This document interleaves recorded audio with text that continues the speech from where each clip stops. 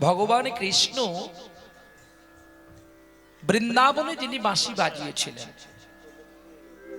আর বাঁশি বাজিয়ে সারা বিশ্ববাসীর মনকে তিনি কেড়ে নিয়েছিলেন। যদি কেউ বলে যে বৃন্দাবনবাসীর মনকে গোবিন্দ কেড়েছিলেন, কিন্তু ভুল কথা।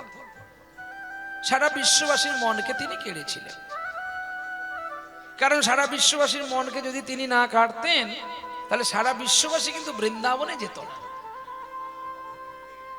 তাহলে ব্রজবাসীর যদি শুধু মন কেড়েছে, তাহলে আমরা কেন বৃন্দাবনে যাব? বলবেন বাবা আমাদের তো পয়সা কড়ি নেই, আমরা বৃন্দাবন যেতে পারছি না। আপনারা যেতে পারেন না বলে আপনাদের এই কমিটি বছরে একবার এখানে বৃন্দাবন বানায়। কারণ সেই উত্তরপ্রদেশ বৃন্দাবন তো আমরা সকলের অর্থ নেই, যেতে পারবো না। যদি এই বৃন্দাবনে একবার পদার্পণ করি তাতে আমাদের মনুষ্য জনম ধন্য হয়। তাহলে এই বৃন্দাবনে আমরা কি কি পাবো? পাবো তো পরে, আগে বলো কি কি নাই। যেটা নাই তাহলে সেটাই আনতে হবে। বলে বাবা এখানে তো তাল বন নাই, তমাল বন নাই, যমুনা নাই। কে বলে যমুনা নাই? এই তো যমুনা, সামনে নদী না। তাহলে ভগবান যেখানে যেখানে লীলা করেছেন তার কাছে কিন্তু একটা জলাশয় আশ্রয় রেখেছেন।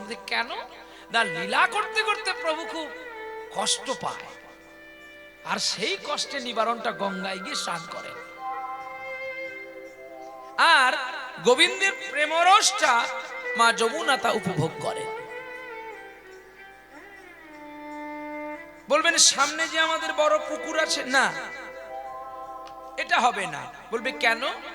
ইনি বদ্ধ, আর যমুনা কখনো বদ্ধ থাকেন না। এই জন্য কাছেই আপনাদের নদী, আর এখানেই হয়েছে হরিনামে আসতে।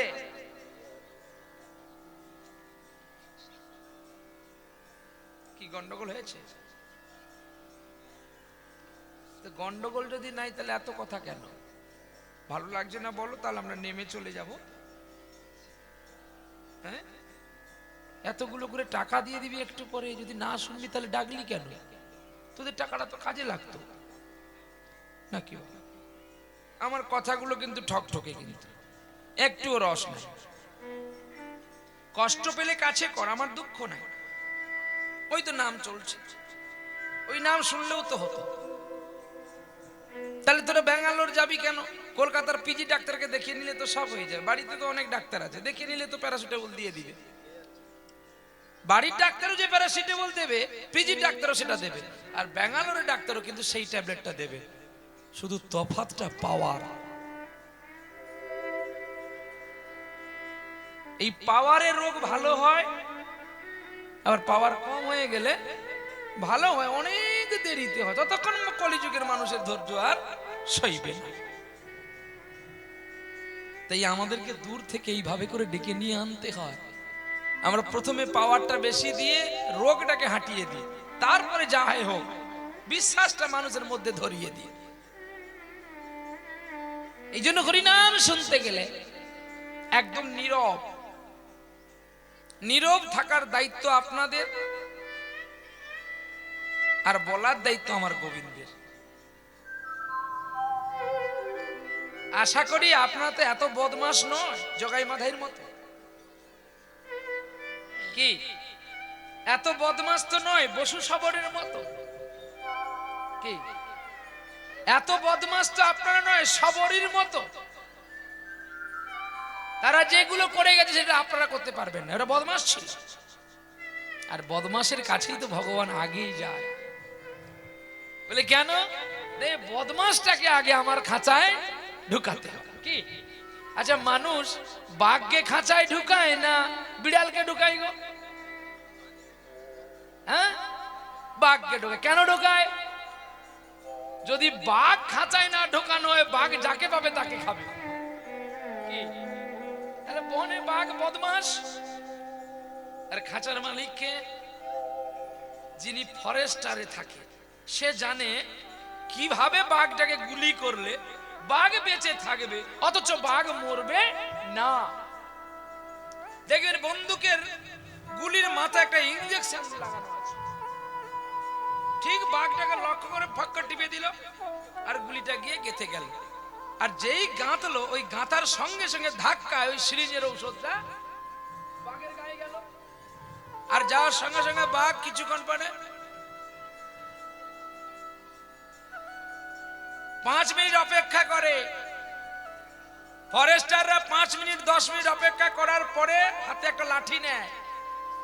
যদিও না অজ্ঞান হয়েছে, অচৈতন্য হয়েছে, উঠলেই তো আমাকে ধরে ফেলবে।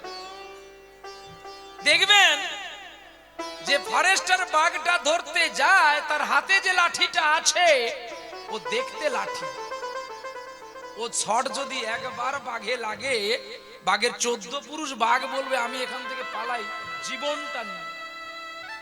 দেখতে এতটুকুটা, কিন্তু একবার যদি লাঠিটায় লেগে যায়, ও যে লাঠি ধরেছে ওই জায়গাটা শুধু কেবলমাত্র কোমল, আর যেখানে হাত দেবেন আপনিও মরে যাবেন।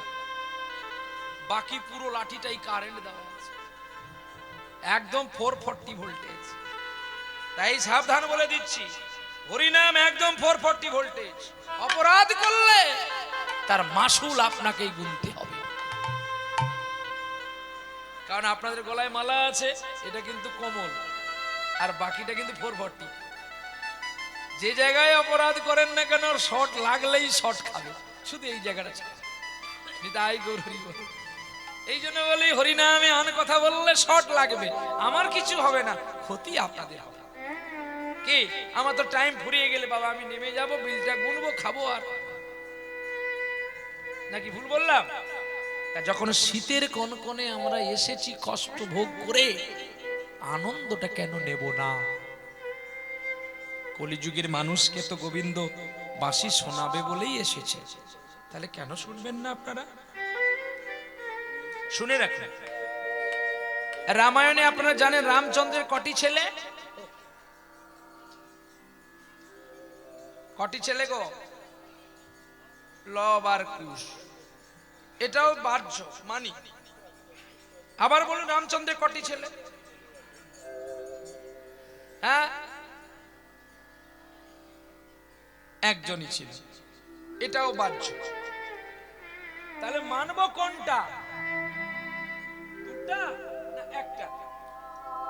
এখন যেটাই বলবো আমি বিতর্কে যাব, তাই তো? তাহলে প্রশ্নের উত্তরটাকে জেনে নিতে হবে। জেনে নিলে আপনারা কোনোদিন কাউকে জিজ্ঞাসাবাদের প্রশ্ন করবেন না। আপনারা অনেকেই আছেন বলে বাবু আমি একটা প্রশ্ন করব আপনার কাছে। আচ্ছা, যারা এই কথাগুলো বলে, যিনারা এই কথাগুলো বলেন, প্রশ্ন ভাষাটা কেন আসবে? প্রশ্ন কাকে করা হয়? স্যার তার ছাত্রকে করে। কি স্কুলের স্যার ছাত্রকে প্রশ্ন করে, এই a স্কয়ার মাইনাস কত, b স্কয়ার মাইনাস কত বলে না? তাহলে আপনি কি স্যার যে আপনার ছাত্রকে জিজ্ঞাসাবাদ করছেন? যদি ছাত্র ভেবে আপনি যদি শিক্ষক হন, আমার যদি জানা থাকে বলবো, নাহলে আমি কানে ধরে নেব, নাকি বাবা যে আমি জানি না। কিন্তু এইভাবে বলবেন যে বাবা আমার একটু জানবার ইচ্ছা ছিল, এটা তো আমি শুনেছি বা পড়েছি, এটা আমার সঠিক কিনা যদি বাবা তুমি জানো আমাকে একটু বলে দাও না। এই দেখুন ভাসমান গুলো কেমন, একটাই মুখ কিন্তু ভাষাটা শুধু আলাদা চিত্ত হয়। তাই এক মানুষকে দেখে মানুষ ঘৃণাবাদ করে, আবার এক মানুষকে দেখলে মানুষ প্রণাম। এই হচ্ছে ভাষা। তাহলে এবার শুনে নেন, যখন 5 মাস গর্ভবতী অবস্থায় সীতাকে ছেড়ে দিয়ে গেছিল পুনর্বার লক্ষণ, কার কথায়? রামচন্দ্রের কথায়। জানেন বিনা অপরাধে জানকীকে 2 বার বনবাসে থাকতে হয়েছিল, বিনা অপরাধে। 14 বছর বনে রামচন্দ্রের সঙ্গে। রামচন্দ্রকে তো দশরথ বলেনি যে তুই তোর জানকীকেও নিয়ে যা, বলেছে কি? বলেনি। লক্ষণকে বলেছে? বলেনি। কাকে যেতে বলেছে? শুধু রামকে যেতে বলেছে। কার কথাই কৈকেয়ীর কথা। এগুলো আগে পড়তে হয় ভালো করে। আমরা প্রত্যেকে পড়ি কিন্তু ব্যাখ্যাটা ভুল করি। কৈকেয়ীর আদেশে দশরথ বলল, যেতে বলেনি, শুধু বলেছে বাবা তোমার মা তো আমার প্রাণ বাঁচিয়েছিল, তোমার মা বলছে তোমাকে 14 বছর বনান্তরে যেতে, এটা কি যাওয়া সম্ভব হবে? রামচন্দ্রকে এই কথা বলতে বলতে দশরথ অচৈতন্য হয়ে গিয়েছিল।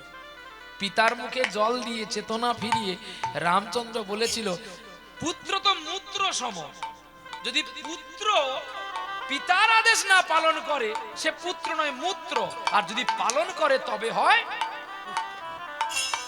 বাবা তোমার আজ্ঞা আমি শিরে নিয়ে চললাম বনে, আমি 14 বছরে বনে কাটাবো। সঙ্গে জানকী আর লক্ষণ বেরিয়েছে। কি বলেন? তখন জানকী বলছে মা তোরা কোথায় যাবি? তখন জানকী বলছিল, প্রতি আত্মা প্রতি প্রাণ প্রতিতে জীবন, প্রতি বিনা নারী লোকের বিথাই জনম, আমি প্রতি ছাড়া থাকবো না, আমি তোমার ছেলের সঙ্গে যাব। ছোট ভাই লক্ষণ খুব কেঁদেছে। ভগবানকে চিনতে তো আর সবাই পারে না, যে চেনে সেই কাঁদে, যে চেনে না সে কাঁদে না। লক্ষণের কান্নাতে দশরথ ডাকছে যাচ্ছে না, সুমিত্রা ডাকছে যাচ্ছে না, কৌশল্যা ডাকছে যাচ্ছে না, কৈকেয়ী ডাকছে যাচ্ছে না, প্রজারা ডাকলো গেল না। যেই রামচন্দ্র হাতটা বাড়িয়ে দিয়েছে অমনি ছুটে যে জড়িয়ে ধরলো। রামচন্দ্র সঙ্গে নিয়ে গিয়েছিল লক্ষণকেও। আর যখন 14 বছর ফিরে আসার পরে রাবণের ছবি অঙ্কন করলো সীতা দেবী, সকলে কলঙ্কিত বলল, এই অপরাধের গুণে পঞ্চবটী বনে 5ম মাস গর্ভ অবস্থাতে লক্ষণ দেওরকে দিয়ে ছেড়ে দিয়ে এসেছিলেন পঞ্চবটির বনে। আর সেই পঞ্চবটির বনে ছিল একজন মুনি, তার নাম হচ্ছে ঋষি বাল্মীকি। বনটির নাম ছিল তপবন। সেই পঞ্চবটির কাছে তপবনে মা একটা কড়ের পর্ণ কুটিরে পিতার কোলে থাকতেন। শুভক্ষণে শুভ লগ্নে একটি ছেলে জন্ম দিয়েছিল, যে ছেলে জন্মের সঙ্গে সঙ্গে মুনিকে দেখে হেসেছিল বলে অবাক দৃশ্য লব। অবাক দৃশ্য লব, লব মানে দেখা। এই অবাক দৃশ্যে দেখছে, কাঁদছে না, আর মৃদু মৃদু হাসছে। লব তার মানে এ কি আমাকে চেনে? না চিনলে কেন হাসবে? তাই তার নাম দিয়েছিল লব। লব মানে কথা, লব মানে জানা, লব মানে দেখা, এক দৃষ্টিতে দেখছে। তাই সেই লব বড় হলো। একদিন মা জানকী স্নান করতে যাচ্ছে, বাল্মীকিকে বলে গেল, বাবা তোমার নাতি থাকলো, দেখো আমি একটু স্নান করে জল নিয়ে আসি। ওই জল আনতে গেছে, ঋষি তো ধ্যানে আছে, সে তো আর জানে না, বা যখন তাকে বলা হয় তখন চেতনা মাত্র ছিল। এইবারে যখন মা জানকী চলে গেছে আর মুনিও ধ্যানে বসে গেছে, মা জানকীর পেছনে পেছনে লব চলে গেছে। লব বলে, তুই তো দাদুকে না বলে এসেছিস, সর্বনাশ হবে, তো দাদু খুঁজবে। এইবারে তাড়াতাড়ি করে স্নান করে আসছে, তার আগে কিন্তু বাল্মীকির ধ্যানটা ভেঙে গেছে। যখন ধ্যান ভেঙে গেল, দেখে তার লব কিন্তু নাই। আর যখন লব নাই, বাল্মীকি কেঁদে উঠলেন। যদি আমার জানকী এসে বলে, যদি আমার সীতা এসে বলে আমার ছেলে দাও, আমার মনে হয় কোনো বাঘে ওকে নিয়ে পালিয়ে গেছে। তাই তাড়াতাড়ি করে কুশ দিয়ে মাটির পুতুল করে ফেললেন। করে মৃত সঞ্জীবনী মন্ত্র প্রদান করল। করার সঙ্গে সঙ্গে মাটির পুতুল ঠিক লবের মতো দেখতে, প্রাণ ফিরে দাদু বলে ডাকছে। দুজনের পেছনে রাখলো দুইজনকে। জানকীর পেছনে আছে লব, আর ঋষির পেছনে আছে কুশ। জানকী এসে বলছে, পরীক্ষা করছে, বাবা আমি তো আমার ছেলেকে তোমার কাছে রেখেছি না, আমার ছেলেকে তুমি দাও। বিশ্বামিত্র বলছে, আমি কি ধ্যান করলে ঘুমিয়ে যাই নাকি পাগলি? এই নে তোর ছেলে। বাবা চমকে উঠলি কেন? তোর ছেলে নে। বাবা এই তো আমার ছেলে। বাল্মীকি কেঁদে বলল, মা আমি যাকে ঈশ্বরের কৃপায় সৃষ্টি করি তাকে তার আমি মারতে পারবো না। তুই যদি পারিস এই ছেলেটাকে মৃত্যু দিয়ে দে।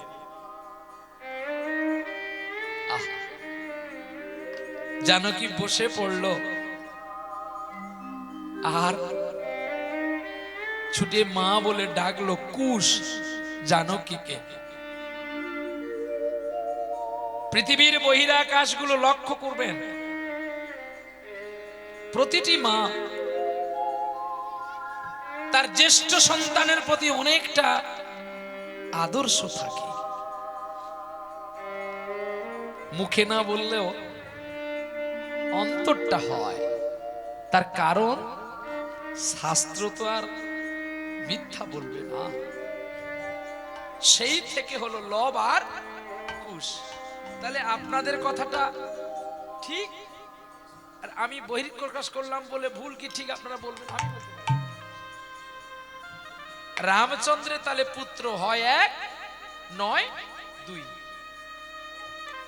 কিন্তু মা যে একজনকে বেশি ভালোবাসলো তার প্রমাণ যখন অশ্বমেধ যজ্ঞ করেছিল রামচন্দ্র, অশ্ব ঘোড়া ধরেছিল কিন্তু একমাত্র লব আর কুশ, এটা তো জানেন। ওইখানে প্রথমে বন্দী করলো লক্ষণকে, ভরত শত্রুঘ্ন হনুমান সবকে বেঁধে ফেলেছে। শেষে অযোধ্যা প্রতি ভই বিজয় রাজা চলছে। কে সে বালক যে আমার লক্ষণকে বন্দী করেছে? আরে পবন দেবের পুত্র অঞ্জনার গর্ভে যার জন্ম, সেই হনুমানকে বন্দী করেছে। হনুমান যখন পাথর নিয়ে আসলো লব কুশকে মারবে, তখন যেই মা মা সীতা মা বলে কেঁদে উঠল, অমনি হনুমান পাথর ফেলে দিয়ে লব কুশের পায়ে গড়াগড়ি দিয়ে বলছে, আর একবার ওই নামটা বল না রে, বল না। বলে বলছি সীতা মা বলে তাকে বেঁধে দিল। হ্যাঁ, হনুমানের মনে ধারণা হলো এ বুঝি আমার সীতা মায়ের সন্তান নয় তো, যদি পাথরটা দিয়ে দিতাম তো মরে যেত। আমার মাকে কে মা বলে ডাকতো, তার চেয়ে হেরে যাওয়াটা অনেক ভালো।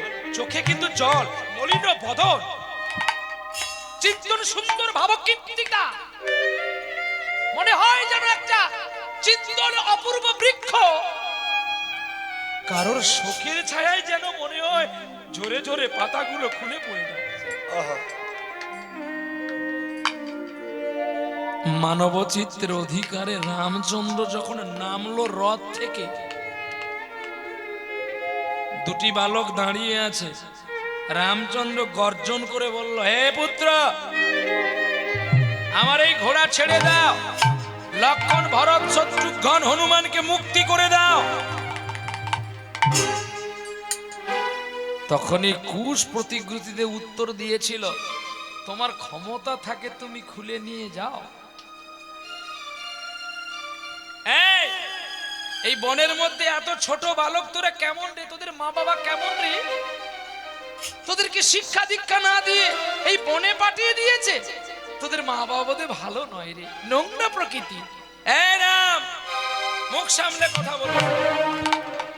আমার বাবা যদি খারাপ প্রকৃতি, তোমার বাবা কি ভালো প্রকৃতির ছিল? তবে তুমি কেন বনবাসে কাটিয়েছিলে? চমকে উঠলেন। কারোর বাবার সম্পর্কে কথা বলার আগে নিজের পিতার সম্পর্কটা জেনে নাও। আমার বাবা একটি বিবাহ করেছে, তোমার বাবা যদি এত ভালো তাহলে কেন 3টি বিবাহ করেছে? রামচন্দ্রের হাত থেকে ধনুক পড়ে গেছে, কি যুদ্ধ করবে বীরের পুত্র বীর, পড়ে গেছে।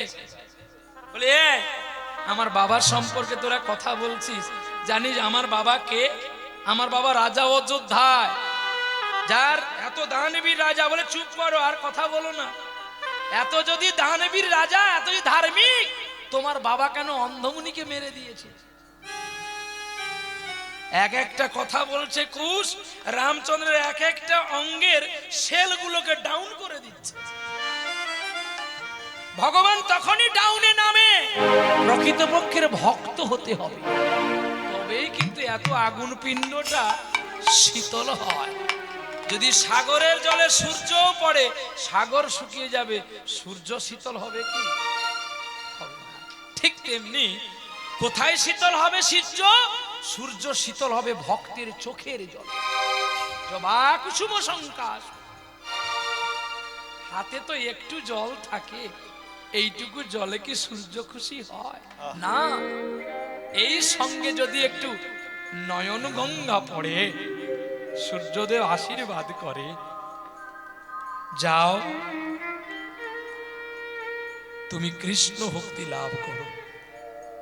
এই জন্য আমাদের প্রতিটি মানুষকে প্রতিটি দিন সূর্যদেবকে আহ্বান করে একটু জল প্রদান করতে হয়। বৃক্ষ করে, পশু করে, পাখি করে, শুধু করে না মানুষ। ভদ্র বেশে, সাধু বেশে যারা পোশাক পরে থাকে, শুধু তারাই করে না সূর্যের আহ্বান, আর প্রত্যেকটি জীব কিন্তু করে। নিষ্পদ পদ চিন্তসী বাক্য চিন্তসী চতুষ্পদে দেবত মানব চিন্তসী মানব কিঙ্করি সে। যার চরণ নাই নিষ্পদ পদ চিন্তসী, নিষ্পদ যার চরণ নাই, সে কিন্তু গোবিন্দকে ডাকে, আসতে কিন্তু পারে না। নিষ্পদ পদ চিন্তসী বাক্য চিন্তসী চতুষ্পদে, যার 4টি পা, সেটা গাধা হতে পারে, ঘোড়া হতে পারে, গরু হতে পারে, ছাগল হতে পারে, ভেড়া হতে পারে, বাঘ হতে পারে, সে একটা শব্দেই ডাকে, গোবিন্দ বলে শব্দটা উচ্চারণ করতে পারে না। তাহলে নিষ্পদ পদ চিন্তসী বাক্য চিন্তসী চতুষ্পদে দেবতা মানব চিন্তসী, দেবতা করে চিন্তা করলাম এবার আমি কলিকালে একবার মানব রূপে যাব, আর সেখানে গিয়ে মানুষ হয়ে গোবিন্দের সেবা করব। ইন্দ্র কবুর বুড়েন সকলে মিলে ছুটে আসলো, আর যারা মানুষ হয়ে আসলো, আমরা দেবতা মানুষে আসার চেষ্টা করছি। কেন? মানব রূপ পেলে বড় দুর্লভ জনম, যে কটা দিন থাকবো আমরা গোবিন্দের ভজন পূজন করব। কিন্তু মানব জন্মের পরে আমরা কি করলাম? হ্যাঁ, শুধু 5 কাঠা আছে, কি করে 10 কাঠা করব? তাড়াতাড়ি সকাল থেকে ঠান্ডায় গিয়ে কোদাল নিয়ে আলটা কতটা কাটলে আর একটা ধান গাছ লাগাতে পারবো, অপরাধ ক্ষমা করবো। হ্যাঁ, আর প্রতিটি সন্তান বিয়ের পরে কি করে মায়ের কাছ থেকে স্ত্রীর কাছে রাখবে, এটা জানবে। আমি বলিনি, কখনো বলিনি, আজও বলবো না যে মাকে ছেড়ে স্ত্রীকে ভজো, স্ত্রীকে ছেড়ে মাকে ভজো। কিন্তু না, বিবাহ করেছো মানে স্ত্রীকেও মর্যাদার সহিত ভালোবাসতে হবে। আর এটা জেনে রাখতে হবে, যার দুগ্ধকে আজকে তুমি বড় হয়েছো, তাকে মর্যাদার সহিতে তার চরণে পড়ে থাকতে হবে। তার কাছে উঁচু গলায় না, তুমি আমার মালিক, আমি তোমার চাকর। একটা মানুষের অভিনয় দুটো, স্ত্রীর কাছে স্বামী, আর বাবা মার কাছে চাকর। তুমি আমার মালিক, আমি তোমার চাকর। এদেরকে জিজ্ঞাসা করতে পারেন, আমি আজও পর্যন্ত বাবার ওপরে এইভাবে কথা বলিনি। এখন বলো বাবা, তোমার কি দরকার বলো, আমি যতটা পারবো দেব। আমার মাকে আমার বাবা বলে, পোলা দেশ বিদেশে কীর্তন করে গো, দেখো দেখো তুমি কত সুন্দর করে দুগ্ধ দিয়ে বড় করলে, পোলা আমার ওপরে তাকাইয়া কথা কয় না। এটাই তো আমার গর্ব। হে গোবিন্দ, যতদিন পৃথিবীতে থাকবো এইটুকু তুমি আমায় করতে দাও। পিতা মাতার সেবা থেকে তুমি আমায় বঞ্চিত করো না। কীর্তন শুনবেন পরে, আমাদের ডাকবেনও পরে। যদি বাবা মাকে খেতে দিবেন তাহলে নবকুঞ্জে 1 টিন তেল দান করলেও পুণ্য হবে, নালে 1 টিন কেন, সারা নবকুঞ্জের খরচা দিলে পাপ ছাড়া তোর পুণ্য নয়। বলবে তাহলে যে আমরা দান করছি, এ তো তোমার লোক দেখানো দান। মাইকে যেন 20 বার প্রচার হয় সারাদিন, আমি 5 টিন তেল দিয়েছি। আমাকে কমিটি ডাকছে বলে কমিটির গুণ গাইবো, এ বান্দারা আমি নেই, যা সত্য তাই বলে দিই। তাতে ভালো লাগলে ডাকবেন, নালে না ডাকবেন। সত্যে মেয়ে বোঝাতে বাবা মাকে খেতে দিলাম না, অথচ এখানে পুজো সেখানে পুজো, সেখানে খেলা আমি দান করছি। কি দানির বেটা দানি রে, তোর যদি কত দান আছে চল না মহাভারতে, কর্ণের মতো একটু দান কর না। তোর ছেলেকে কাট, সেই মাংস রান্না কর, ভোগ দিয়ে দেখি, ভগবানকে দেখি তুই কত বড় দানি। তার বেলা নাই, ও তেল টিন দিতে সকলে পারে, 2 বস্তা ডাল দিতে সকলে পারে, কি পারে না। শুধু তাই নয়, মহাভারতকেও খণ্ডন করে দিয়েছিলেন উৎকলের একটি ছেলে, উড়িষ্যার একটি ছেলে মহাভারতকে ত্যাগ করে দিল, যার বাড়িতে এখনো পর্যন্ত স্বয়ং ভগবান বাঁধা হয়ে আছে, যেতে পারে না যতদিন কলিযুগ থাকবে। আর সেই জায়গার নাম দিয়েছিল ধাম, 4 ধামের এক ধাম। উৎকল নাম তার পুরী। পুরীতে ইন্দ্রদম্বু রাজা জগন্নাথের সঙ্গে প্রতিদ্বন্দ্বী করে একটা পুত্রকে কেটেছিল দাতা কর্ণ। ইন্দ্রদম্বু রাজা 18টা ছেলেকে কেটেছিল, শুধু ভগবানকে পাওয়ার জন্য। তাই আজও সেটা ধাম। আমাদের দীঘাতেও তো নাকি শুনেছি জগন্নাথ ধাম হয়েছে, ধাম তো নাকি।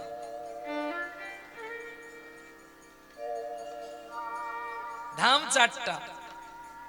তাহলে বলুন আমাদের নবদ্বীপ ধাম না, লীলাক্ষেত্র। বৃন্দাবন ধাম না, লীলাক্ষেত্র। প্রভু এগুলো লীলা করেছে, আর ধাম বিশ্রাম করেছে। 4टी धाम की पहली सत्ययुग में धाम बनाया था बद्रीनाथ, যেটা বড় বড় দুর্জম জায়গাতে গোবিন্দ বিশ্রাম করে। সখী রে, কোন জায়গায় গোবিন্দ থাকে না, থাকে মাত্র 3টি জায়গায়। 3 জায়গায়? বলে হ্যাঁ, কোথায় কোথায় না, গোবিন্দ থাকে ভগবান বৈষ্ণবের অন্তরে, আহা হৃদয় আকাশ, এই জায়গায় গোবিন্দ বিশ্রাম করে। আর কোথায়? নির্জন, খুব নির্জন জায়গা ছাড়া গোবিন্দ বিশ্রাম করেন না। আর কোথায় না, প্রভু যেখানে হরিনাম হয়, ভক্ত যখন রাতুল সুরে কাঁদে, তার লীলা আস্বাদন করতে করতে আমি সেখানেই থাকি। তাহলে তোমার বৈকুণ্ঠ, ওটা কিন্তু সাজানো বৈকুণ্ঠ। আসল বৈকুণ্ঠ তো যেখানে হরি সংকীর্তন নয়ন জলে হয়। শ্লোক নাহং তৃষ্ণামি বৈকুণ্ঠে যোগিনাং হৃদয়ং নচ মদ ভক্ত যত্র গায়ন্তি তত্র তৃষ্ণামি হে নারদম। এই যে ইস্কন সাহেব এত বড় মন্দির করেছে, ওখানে ভগবান থাকবে নাকি? না আছে নাকি? ও তো লোক দেখানো মন্দির। তাহলে নরেন্দ্র মোদী সাহেব যে রামচন্দ্র অযোধ্যায় বড় মন্দির করছে, ভগবান আছে নাকি? নাহং তৃষ্ণামি, আমি বৈকুণ্ঠে থাকি না, তাহলে এখানে থাকবো। তাহলে আমাদের মুখ্যমন্ত্রী যে পুরীতে মন্দির করেছে, থাকবে নাকি? তো সোজা শ্লোক তাহলে মিথ্যা হয়ে যাবে। নাহং তৃষ্ণামি বৈকুণ্ঠে যোগিনা, আমি বৈকুণ্ঠেও থাকি না, আমি যোগীদের কাছেও থাকি না, হৃদি পদ্মাসনে। হ্যাঁ নাং তিষ্ঠামি বৈকুণ্ঠে যোগিনাং হৃদয়ে নাচ। মদ, মদ মানে আমার ভক্ত যেখানে আমার কথা বলতে বলতে কেঁদে ওঠে, আমি সকল কিছু ফেলে দিয়ে সেই ভক্তের কাছে বালক বেশে আমি আমার কথা ভক্তের বদনে শুনতে চাই। আর এইটুকু শোনার জন্য আমি ভাবি কেউ আমার নয়, আমি কারোর নয়, তাই আমি হরিনাম শুনতে বড় ভালোবাসি। আবার এখানে ভাগবত বললো কি ভালোবাসি, অবৈষ্ণব মুখ দ্বিগুণাং ভূত হরি কথামৃতম শ্রবণং নৈব কর্তব্য সার্বশিষ্ট যথা পায়। হরিনাম আবার যাত্রার মুখে শুনবি তো মরবি। যার তার, সে যার তার কাছে শুনবি। যে মানুষটা হরি কথা বলবে সে যদি ওকে চিনতে পারে তার কাছে শুনবি। নালে হরিনাম গাইলাম, মাংস খেলাম, মদ খেলাম, তোর হরিনাম শোনা যা বিষ খেয়ে মরা তা। ভাগবত বলছে, আমি বলি না। অবৈষ্ণব, অবৈষ্ণবের মুখে হরি কথা শোনা যায় বিষে মরা যা তা। তার প্রমাণ মিলিয়ে নিবেন। এক মন দুধ, এক মন দুধ কত কিলোতে হয়? 40 কিলোতে। আচ্ছা, এক মন দুধের দাম বেশি না 1 লিটার কেরোসিনের দাম বেশি? বলুন কি করে 1 লিটার কেরোসিন? এক মন দুধ কত করে? এক মন দুধ, দুধ কত করে? 50 টাকা। 50 গুণিত 40 কত? হ্যাঁ, 20,000 টাকা। আজ্ঞা এই কত গুণ মার, এই মার 2000 টাকা। 50 এ 20, 2000 না। তো শাশুড়ি একটা শূন্য দিয়েছিল। আর 1 লিটার কেরোসিনের দাম কত গো? দুজনকে মারামারি করতে বলবেন, কে জয় করবে? দুধে আগুন লাগালে জ্বলবে, কেরোসিনে আগুন লাগালে জ্বলবে। কিন্তু দাম বেশি কার? দুধের। ওখান থেকে 1 ফোঁটা নিব, ওই দুধ ফুটবে, 1 ফোঁটা কেরোসিন দিয়ে দেব।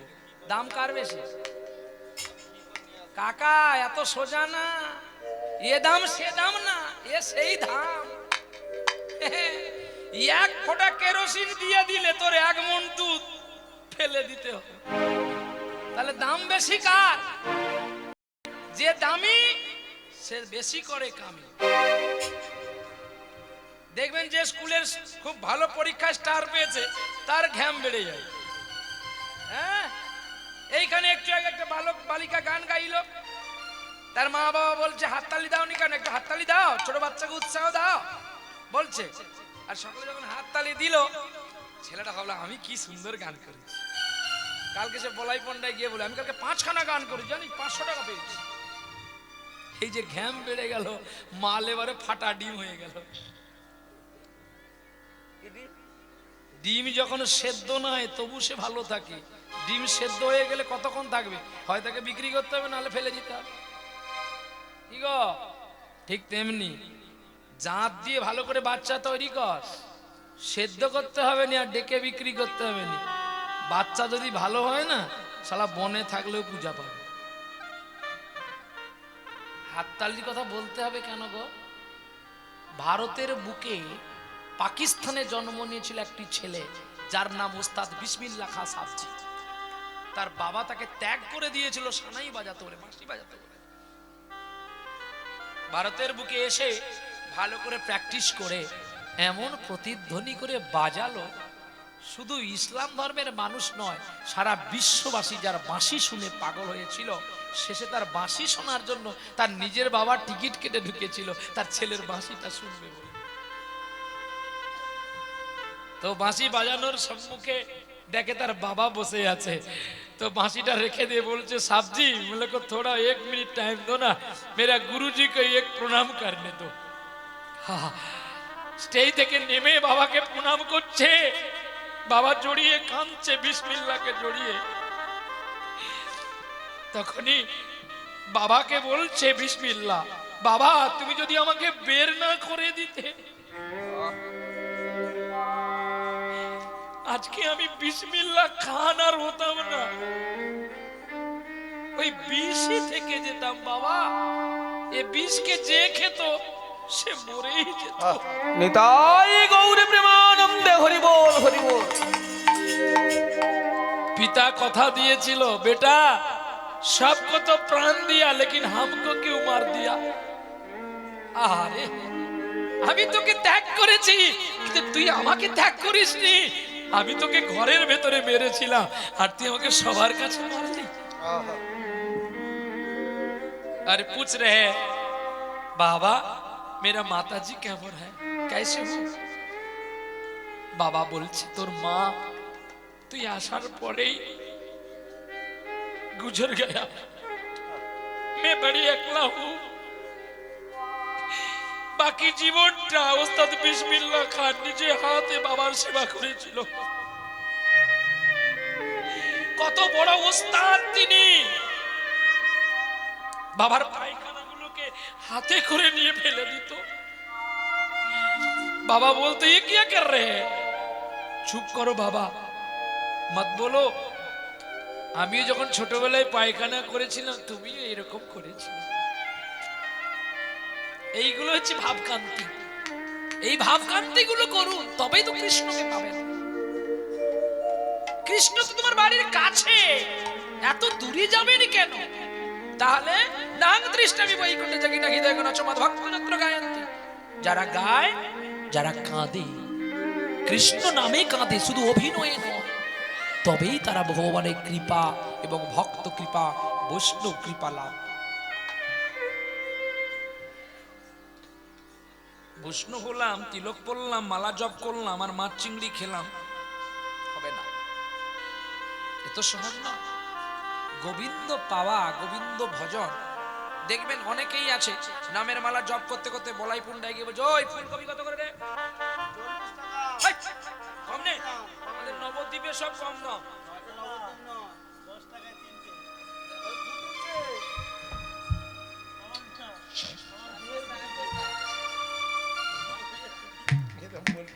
ওখানে নেব, ওখানে নেব।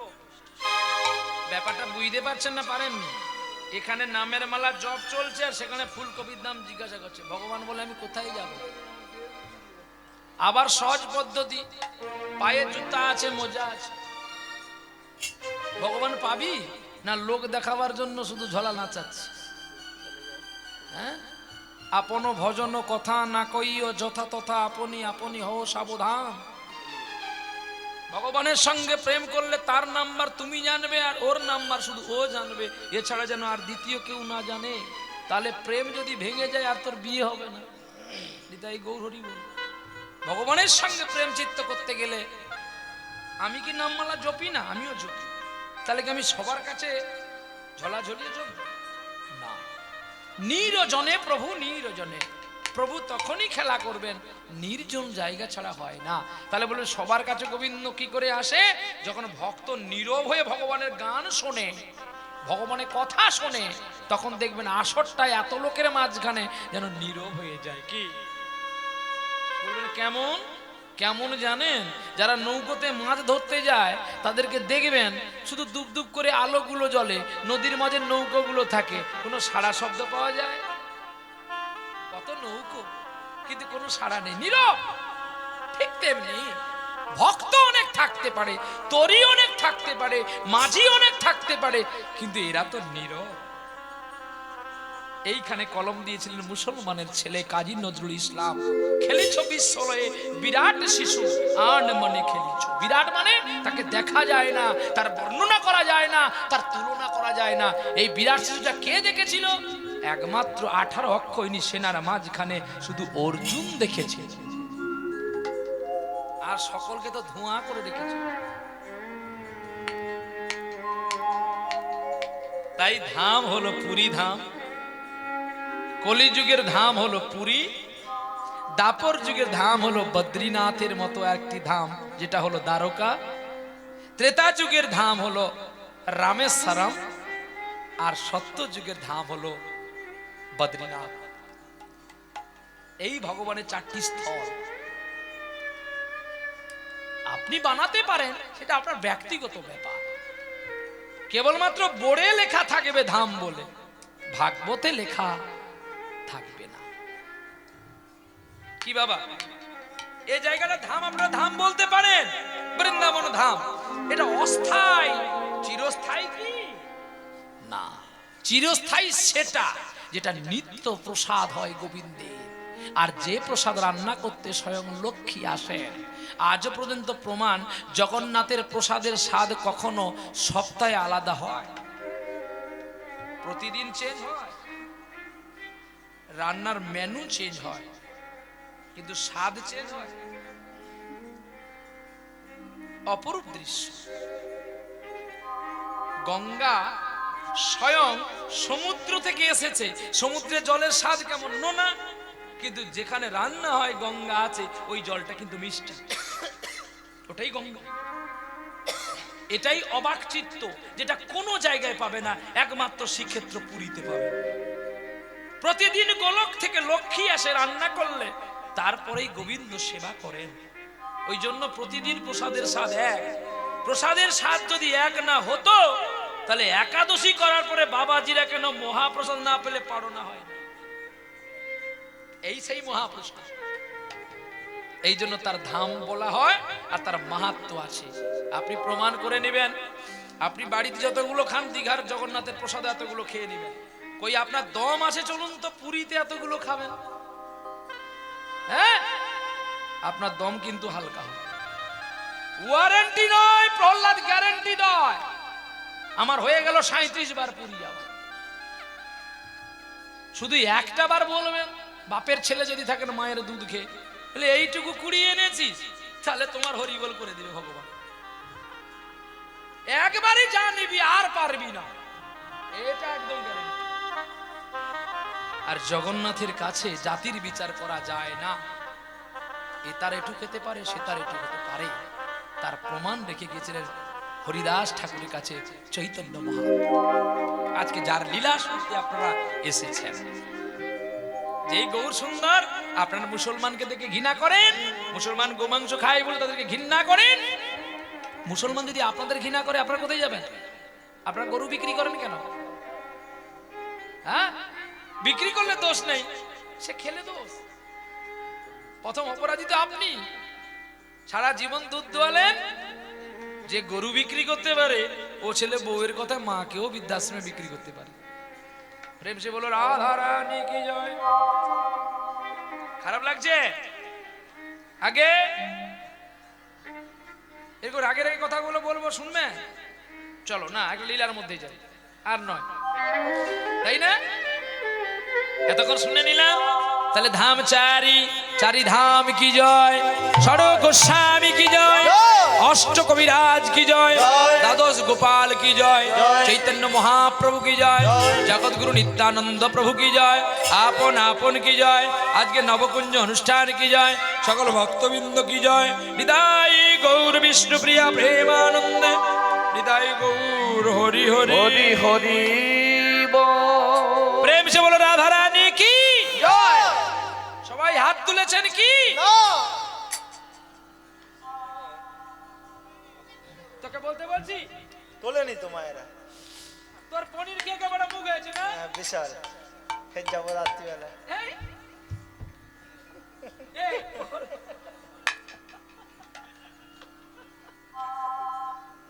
আবার খাবো, কোনো লজ্জা নেই। এর খাওয়াই কোনো লজ্জা নেই। শুধু একটু পনির হলেই, আর কিচ্ছু না। হয় পনির, নালে সোয়াবিন। বলে দেবে দাদা, বলে দাও পনিরটা করতে না বলে দেবে কেন? দেখো কোনো কোনো মানুষ না কত কষ্ট করে হরি নাম করে। 400 টাকা পনিরের কিলো, সোয়াবিনের রসা, আলু টমাটোমের ঠাসা। সোয়াবিনটা সবাই আনতে পারবে, এটা হলে আমাদের হয়ে যাবে। দিয়ে আমরা, তুমি একটু ভগবানকে ভোগ দিয়ে দেবে। আমি সত্যি গর্বিত, আমার স্টাফ কোনোদিন বাজপিচ করে না যে এটা ছাড়া খাবো না। আপনি প্রতিটি প্রায় সম্প্রদায়ে দেখতে পাবেন, ওইটুকু দিতে হবে, নাহলে কাঁচা লঙ্কা একটা দিয়ে দিবেন, খেয়ে নাও। কেউ বলবেও না যে আপনি এটা কেন দিলেন না, কারণ এইভাবে তাদেরকে পড়ানো হয়েছে স্কুলে যে মহাপ্রভুর হরিনাম করতে গেলে কখনো পাবি কখনো পাবি না। যদি এটা মেনে নিবি তাহলে হরিনামে আয়, না তুই রাজার ছেলে ঘরে থাক, আমার প্রয়োজন নেই। কারণ আমরা 3 ঘন্টা আসি, টাকাগুলো নিয়ে চলে যাই, কিন্তু যারা এই 3 ঘন্টা অনুষ্ঠানটা দেখার জন্য যারা সারা বছর ভিক্ষা করে তাদের দামটা একটু চোখের জল দিয়ে দিতে হবে। বাবা রে, কৃতজ্ঞতা স্বীকার করে যারা আমাদেরকে আনার জন্য এত কষ্ট করে, আমাদেরকেও তাদের কিছু দিয়ে যেতে হবে গো।